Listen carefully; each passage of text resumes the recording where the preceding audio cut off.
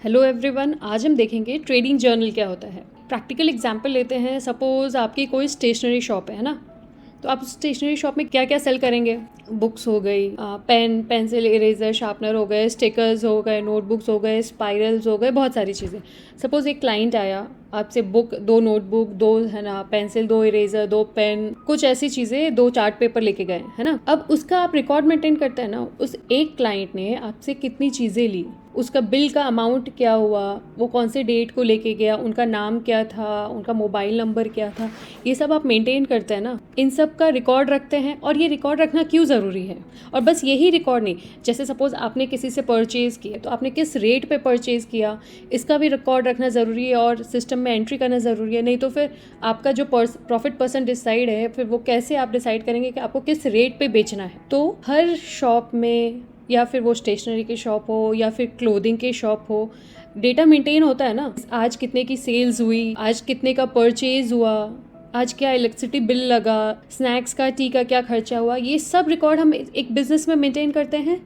वैसे ही हम जब ट्रेडिंग करते हैं तो भी हमें रिकॉर्ड मेंटेन करना बहुत ज़रूरी होता है। यहीं पर हम लापरवाही कर जाते हैं कि हम ट्रेडिंग रिकॉर्ड्स नहीं रखते। अगर हम बिजनेस में ये रिकॉर्ड्स नहीं रखे, परचेज का, सेल्स का, क्या हम अच्छी सेल्स कर पाएंगे? तो क्या मीन्स वो लॉजिकली नहीं है ना, रिकॉर्ड्स तो रखना ही है। हम ये सोच भी नहीं सकते कि हम कोई बिजनेस में रिकॉर्ड्स नहीं रखें। बिना रिकॉर्ड्स रखे तो बिजनेस चल ही नहीं सकता, बिना अकाउंट्स रखे बिजनेस नहीं चल सकता। वैसे ही सेम चीज़ आती है स्टॉक मार्केट में। हमको हर ट्रेड का, हमने क्या ट्रेड लिया, क्यों लिया, या फिर हर इन्वेस्टमेंट का रिकॉर्ड रखना बहुत ज़रूरी है। मैं एक सैम्पल दिखाती हूँ आपको। ये है एक सैम्पल ट्रेड जर्नल का। ये देखिए, सबसे पहले कॉलम में आएगा डेट। आपने किस डेट पे एंट्री करी, कितनी ट्रेड्स ली, एक ट्रेड ली या फिर इधर आप 2 कर सकते हैं कि दूसरी भी ट्रेड ली या फिर तीसरी भी ट्रेड ली।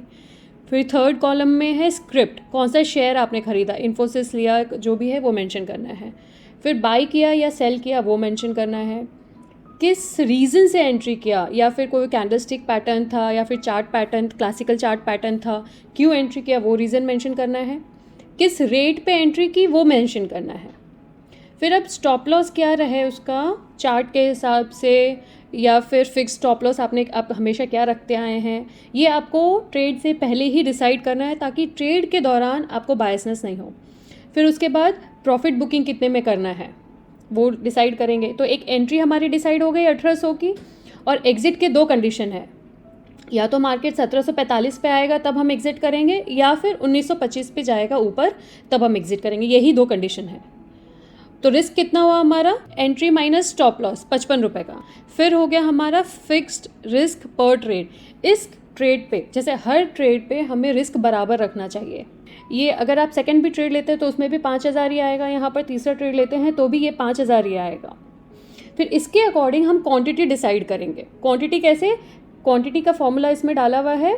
फिक्स्ड रिस्क जितना है उसको डिवाइड करेंगे रिस्क पर शेयर के हिसाब से। इसमें एक शेयर लेंगे तो 55 रुपये का रिस्क है, तो इसको ऐसे डिवाइड करेंगे तो ये आ जाएगा कि हमको इसमें क्वांटिटी कितनी खरीदनी है, वो हम इधर फॉर्मूला से निकाल लेंगे। आपका देखिए, एंट्री प्राइस डिसाइडेड है, स्टॉप लॉस डिसाइडेड है, प्रॉफिट बुकिंग डिसाइडेड है, और फिक्स रेट डिसाइडेड है। फिर ये और ये हम फॉर्मूला से निकालेंगे, रिस्क हम फॉर्मूला से निकालेंगे और क्वांटिटी हम फॉर्मूला से निकालेंगे। तो रिस्क 55 रुपये आ गया। रिस्क का फॉर्मूला क्या हुआ, एंट्री माइनस स्टॉप लॉस। और अब हम निकालेंगे हमको कितनी क्वांटिटी खरीदनी है। क्वांटिटी खरीदने के लिए हम क्या करेंगे, जो हमारा फिक्स्ड रिस्क है उसको डिवाइड करेंगे शेयर पर रिस्क से, तो हमको आ जाएगा कितनी क्वांटिटी खरीदनी है। ये पहले से स्टॉप लॉस ऑर्डर लगा के रख लेंगे। उसके बाद आएगा टाइम ऑफ एंट्री। समझिए जैसे हमने 9:30 बजे ये ट्रेड आइडेंटिफाई किया कि है ना, जैसे ही इन्फोसिस 1800 के पार जाएगा या 1800 टच करेगा तो हमको ये ट्रेड लेनी है। हमने 9:30 बजे डिसाइड कर लिया था, पर वो एंट्री कितने बजे हुई, 11:45 पे, तो हमको वो भी मेंशन करना है। फिर हमको ये लिखना है कि हमने एग्जिट कितने पे किया। अगर ये प्रॉफिट हुआ तो +11,364 आएगा, लॉस हुआ तो इसके आगे माइनस साइन लगा के लिख देंगे। फिर रीज़न फॉर एग्जिट क्या हो गया, टारगेट हिट हुआ इसलिए एग्जिट किए, या स्टॉप लॉस हिट हुआ उसलिए एग्जिट किए, वो हमको इधर मेंशन करना है। जैसे रिमार्क्स में, जैसे पेशेंस नहीं रहा इसलिए आप एग्जिट कर लिए, बीच में कोई न्यूज़ आ गई हड़बड़ी में इसलिए एग्जिट कर लिए, कि आपने रूल्स फॉलो किया इसलिए आप एग्जिट किए, ये इधर मेंशन करना रहता है। तो ये है हमारा ट्रेड जर्नल का एग्जाम्पल। अगर आप ऐसा मेंटेन करेंगे ना तो आपका ट्रेडिंग बहुत स्मूथ हो जाएगा। हम 9 से 3:30 बजे तक रुकते हैं मार्केट में। 3:30 मीन्स 6 घंटा एक ही शेयर को देखते रहने के बजाय अगर हम 5 मिनट टाइम निकाल के अगर ये मेंटेन कर लें, आपको पता रहेगा कि आगे हमको कैसे जाना है, कहाँ कहाँ मेरी मिस्टेक्स हुई, आगे हमको नहीं करना।